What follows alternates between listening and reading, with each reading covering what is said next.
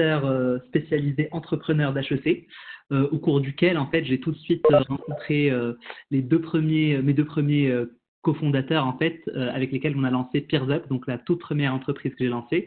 Donc PeersUp, en gros, c'était un outil de mapping de compétences intelligent. Donc, en gros, on permettait à des boîtes de conseil, par exemple, de staffer extrêmement facilement, en fait, en identifiant les bonnes personnes pour la bonne mission, par exemple. Donc, ça pouvait être tout simplement une analyse interne déjà de l'intégralité des salariés de l'entreprise, des employés de l'entreprise, qui permettait effectivement de scraper toutes les informations en interne de la CVTech, par exemple, de tous les PPT notamment qui revenaient après une mission de boîte de conseil, etc.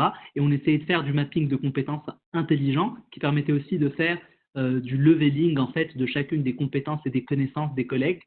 C'est super intéressant. On avait 2 business angels à l'époque, donc en gros la DRH de Canal+ et le CEO de Altedia, donc en gros Adecco France, donc qui nous ramenait automatiquement un petit peu tout le cercle des DRH de France pour pouvoir tester notre solution. Donc on avait les early adopters et on avait du financement. Donc sur le papier, ça avait l'air une situation idéale, mais le fait est que, en fait, donc un peu comme tout entrepreneur quand il se lance, on a fait un petit peu des erreurs de base, à savoir qu'on n'a pas pris le temps de challenger en fait notre solution et de voir si ça répondait réellement à un vrai problème ou pas.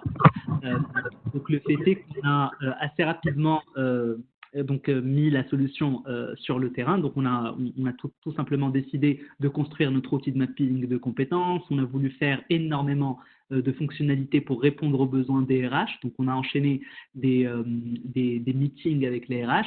Sauf qu'on s'est rendu compte qu'en fait, on était en train de construire un outil qui avait énormément de fonctionnalités, ce qui est hyper intéressant.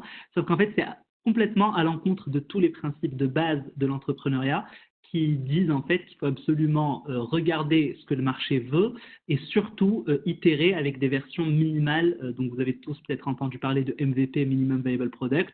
Mais en fait, on avait beau nous le dire d'un point de vue théorique, on s'est quand même ramassé d'un point de vue pratique, dans le sens où on a mis en production, donc en ligne, un outil avec énormément de fonctionnalités. Du coup, finalement, l'utilisateur ne savait plus finalement à quoi servait l'outil, dans le sens où il n'y avait pas la unique value proposition d'un premier outil qui va sur le marché. Et ça, c'est extrêmement